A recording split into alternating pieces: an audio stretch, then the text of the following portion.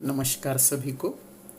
SYBA Hindi media और साहित्य इस तासिका में मैं डॉक्टर संजय रणखांबे आप सभी का स्वागत करता हूं। पिछले कुछ तासिकाओं से हम गीतों पर चर्चा कर रहे हैं। पाठ्यक्रम में जो निर्धारित गीत हैं उन गीतों की व्याख्या, उन गीतों के अर्थ को समझने का प्रयास कर रहे हैं।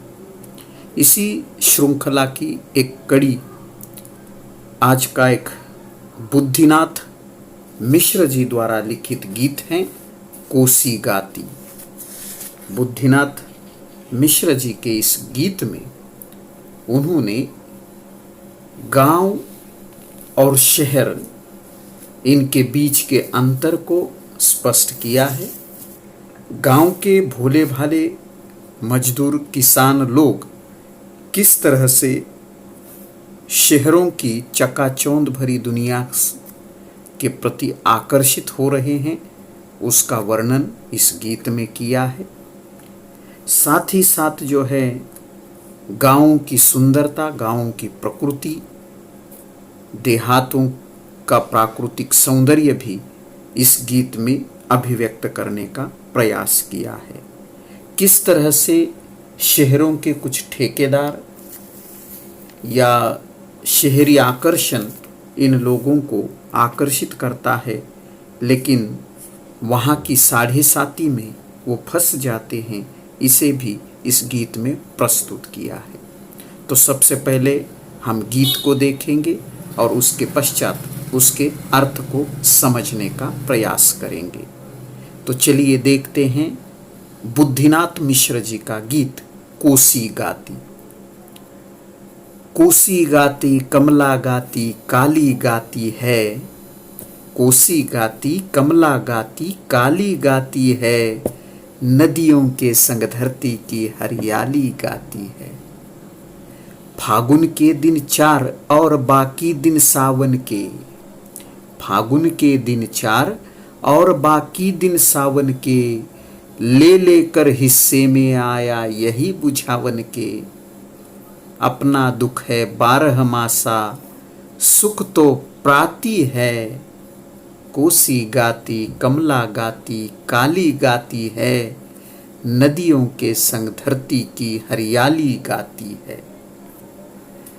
झिझिया का वह नाच बसा है जिसके प्राणों में, झिझिया का वह नाच बसा है जिसके प्राणों में, चारों धाम बसा उसका खेतों खलियानों में। महुआ घटवा रीन लुक छिप कर उसे बुलाती है, गाँव में पुरवा पछुआ है दिल है सीने में, क्या रखा है शहरों में तिल तिल कर जीने में। दिशाशूल है यहाँ वहाँ तो साढ़े साती है, कोसी गाती कमला गाती काली गाती है, नदियों के संग धरती की हरियाली गाती है। यह बुद्धिनाथ मिश्र जी का गीत है कोसी गाती। अब हम इस गीत के अर्थ को समझने का प्रयास करते हैं।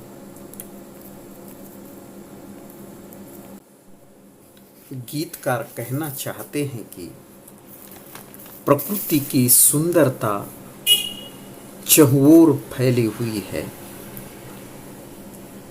कोसी गाती, कोसी एक नदी है जो नेपाल के पहाड़ों से निकलकर गंगा नदी में मिल जाती है। कमला भी एक नदी है, कमला भी एक नदी है, कोसी भी नदी है, काली भी एक नदी है। ये सारी नदियाँ हिमालय से निकली हुई नदियाँ हैं और गंगा नदी में मिल जाती हैं। इसलिए गीतकार ने लिखा है कि कोसी गाती कमला गाती काली गाती है, मतलब ये तीनों नदियाँ गाती हैं। इसका अर्थ धारा प्रवाह रूप में प्रवाहित होती है, बहती है और नदियों के संग धरती की हरियाली गाती है। और नदियों का निरंतर रूप से प्रवाहित होना, बहना और हरियाली का चहुओर खिलना, एक तरह से संग संग गाने जैसा गीतकार को लगता है कि इन नदियों के साथ कौन गाता है, तो धरती की हरियाली गाती है।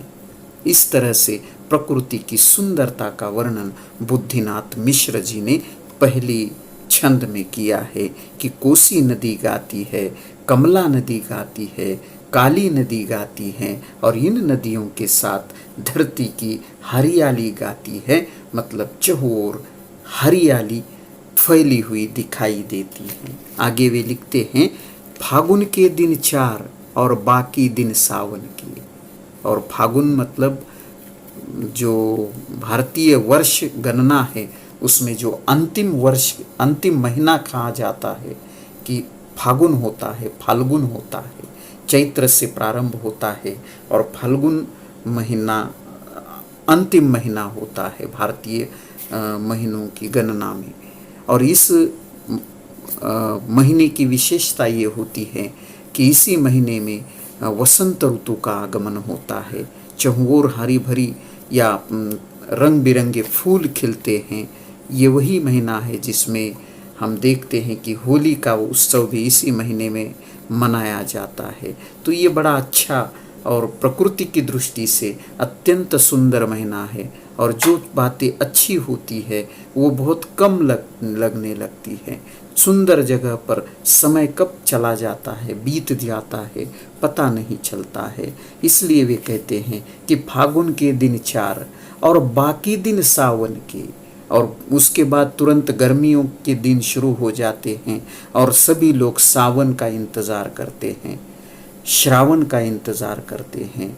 ये जिसमें बारिश जो है, बरसात तेज होती है। तो ये भी प्रकृति का एक रूप है जो गीतकार ने यहाँ प्रस्तुत किया है कि फागुन के दिन 4 लगते हैं और बाकी सब सावन के दिन लगते हैं। और सावन के हिस्से में क्या आया है, ले लेकर हिस्से में आया यही बुझावन के। और जो धरती की जो उष्मा है, धरती की जो गर्मी है, उसे बुझाना ही इस सावन के हिस्से में आया है। उसी तरह से जो है किसान का काम भी सावन के महीने में होता है। वह भी एक तरह से सावन का, बरसात का इंतज़ार करता है। अपना दुख है 12 मासा, सुख तो प्राती है। और जो किसान होता है, जो गांव का किसान होता है, उसका दुख यहाँ पर प्रस्तुत किया है। अपना दुख है 12 मासा। और ये बुझावन का जो दुख है, ये कृषि से जुड़े हुए, खेती से जुड़े हुए लोगों का जो दुख है, ये 12 मासा है, 12 महीने चलता है। सुख तो प्राती है। और सुख कहाँ है, तो सुख जो है उनसे दूरी बनाता है। प्राति का अर्थ होता है अंगूठे की तर्जनी से लेकर जो उंगली है, उस उंगली तक का सिरा, ये दोनों के बीच का जो अंतर है, इसे प्राति कहते हैं। तो सुख निरंतर हमसे दुख दूर रहता है और दुख ही हमारे साथ हमेशा बना रहता है। ऐसे गाँवों में रहने वाले, देहातों में रहने वाले लोगों के जीवन की सच्चाई को जो है यहाँ बुद्धिनाथ मिश्र जी ने प्रस्तुत किया है। यहाँ पर जो है वह व्यक्ति कौन है जिसके दुख की बात वह करते हैं, तो वो किसान है, खेती से जुड़ा हुआ वह व्यक्ति है। झिझिया का वह नाच बसा है जिसके प्राणों में। और झिझिया मतलब यहाँ हिचक है या संकोच जिसे कहा जाता है। और जिस व्यक्ति के प्राणों में संकोच का नाच, मतलब वो खुला नहीं है, जो खुले मन से नाच भी नहीं सकता, विचरण भी नहीं कर सकता, ऐसे व्यक्ति के हृदय में जो है ये झिझिया का ये संकोच का नाच, उसके नाच यहाँ पर जो है उसके अभिव्यक्ति को व्यक्त करने वाला शब्द है। नाचना मतलब यहाँ प्रस्तुत करना। तो जो अपने प्राणों, अपने हृदय में बसे हुए भावनाओं को भी जो अच्छी तरह से व्यक्त नहीं कर पाता है, ऐसा वह झिझिया का वह नाच बसा है जिसके प्राणों में चारों धाम बसा उसका खेतों खलियानों में। और किसान की जिंदगी की सच्चाई क्या है? उसके लिए चारों धाम मतलब उसका खेत है, उसका खलियान है, जो संकोच के सहारे, संकोच के साथ अपनी जिंदगी जीता है। अपने हृदय में जो है अपनी सारी इच्छाएं जो बिल्कुल बांध कर रखता है, अपनी सारी इच्छाओं को अपने हृदय में दबा कर रखने वाला यह किसान, उसके लिए चारों धाम की यात्रा कौन सी है? तो चारों धाम की यात्रा मतलब अपना खेत है, अपना खलियान है। आगे वह कहते हैं, लेकिन उसकी इस दुर्दशा के संदर्भ में या उसकी अवस्था इतना खेती में काम करने पर भी जितनी चाहिए उसकी अवस्था में कोई परिवर्तन नहीं होता है। और यही कारण है कि उसे शहरों की जो दुनिया है वह बुलाती है। आगे उसी का चित्रण बुद्धिनाथ मिश्र जी ने किया है। महुआ घटवारीन लुक छिप कर उसे बुलाती है। और जो महुआ का अर्थ होता है एक प्रसिद्ध पेड़ जिसके फूल या फल से जो है शराब भी बनती है, मधु भी बनती हैं, और जो एक ईंधन के रूप में जलाने के लिए भी काम में आता है। तो यहाँ पर महुआ का अर्थ मोहित करने वाला लेना है। और घटवारिन मतलब वो घाट का ठेकेदार जिसे कहते हैं, या फिर जो घाट की नाव खेने वाला जो होता है, जो घाट पर नदी पर जो नौका चलाने वाला व्यक्ति, उसे भी घटवारिन कहते हैं। तो यहाँ पर जो है वह ठेकेदार, शहरों का ठेकेदार है घटवारिन, कि मोहित करने वाला। वह लुक छुप कर क्या करता है? गांव के इस किसान को, गांव के खेतीहर मजदूरों को बुलाता है। महुआ घटवारिन लुक छुप कर। और ये शहर का मोहित करने वाला वह ठेकेदार उसे लुक छुप कर चोरी चोरी जो है उसे बुलाता है, मतलब आकर्षित करता है। गाँव में पुरवा पछुआ है, दिल है सीने में। लेकिन गांव का कल्चर, गांव की संस्कृति अलग है। गांव में पूरब से बहने वाली पुरवाई है, पश्चिम से बहने वाली हवा है, जो मनुष्य के मन को आह्लादित करती है, मनुष्य के मन को जो है प्रसन्न करती है। और गांव में और अत्यंत महत्वपूर्ण बात क्या है? तो हर एक मनुष्य के मन में, हर एक व्यक्ति के हृदय में जो है दिल है। गांव, हर एक व्यक्ति के पास दिल है, और ये दिल अपनत्व का, भावना का रिश्ता एक दूसरे से जोड़ता है। और यही कारण है कि गाँव में हर एक मनुष्य मन से जुड़ा हुआ है, एक दूसरे के सुख दुख में वह शामिल होता है।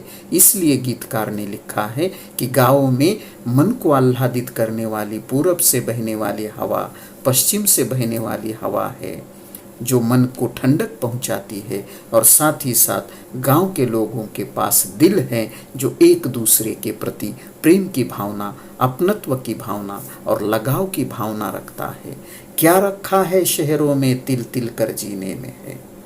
और इसके विपरीत शहर का कल्चर है, शहर का वातावरण है कि वहाँ पर जो है शहरों में हर एक इंसान, हर एक व्यक्ति हमें तिल तिल कर जीता हुआ दिखाई देता है, एक दूसरे से कटा हुआ है, एक दूसरे से जो है दूरी बनाकर रहता है। तो ये दो संस्कृतियों के बीच का जो है अंतर यहाँ बुद्धिनाथ मिश्र जी ने इस परिच्छेद में, इस छंद में जो है प्रस्तुत किया है। ये भले ही गांव के किसानों को, खेतीहर मजदूरों को ये शहरों का आकर्षण जो है बुलाता हो, लेकिन सच्चाई ये है कि गांव की खुली हवा में जीने वाले उस व्यक्ति का मन शहर में नहीं लगता है, और वह शहर में जाकर तिल तिल कर जीने लगता है। तिल तिल कर जीना मतलब तड़पना है, व्याकुल होना है। और अंतिम दो पंक्तियां इस तरह की हैं, दिशाशूल है यहाँ, वहाँ तो साढ़े साती है। और यहाँ मतलब गांव में दिशाशूल है। दिशाशूल मतलब ऐसी वह जगह जहाँ पर किसी समय जो है किसी को विशिष्ट दिशा में जाने की अनुमति नहीं होती है। दिशाशूल का अर्थ वह समय जब किसी विशेष दिशा में जाने के लिए जो है मना किया जाता है। तो गाँव में ऐसी कई सारी बातें फैली हुई रहती हैं कि शाम के समय इधर नहीं जाना है, सुबह के समय उस दिशा में नहीं जाना है।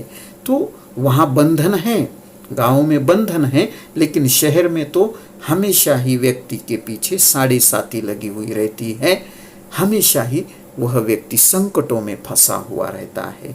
तो इसलिए जो है बुद्धिनाथ मिश्र जी, गीतकार बुद्धिनाथ मिश्र जी ने गांव की संस्कृति और शहर की संस्कृति के बीच के अंतर को यहाँ पर स्पष्ट किया है।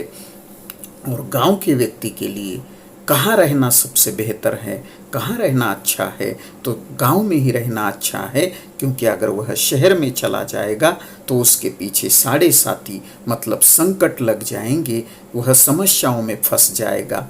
गांव में भले ही कई सारी बातों को लिए उसे अनुमति नहीं दी जाती हो या बंधन हो, लेकिन शहर में तो उसके पीछे समस्याएं लगने का खतरा होता है। तो इस तरह से यह संपूर्ण गीत, कोसी गाती यह गीत गांव की प्राकृतिक सुंदरता को, गांव के मनुष्य के चरित्र को, किसान की जिंदगी को और शहर और गांव के बीच के सांस्कृतिक अंतर को स्पष्ट करने वाला यह गीत है। तो कोसी गाती इस गीत के संदर्भ में इतना ही। फिर से हम एक नए गीत के साथ उपस्थित होते हैं। तब तक के लिए बहुत बहुत धन्यवाद।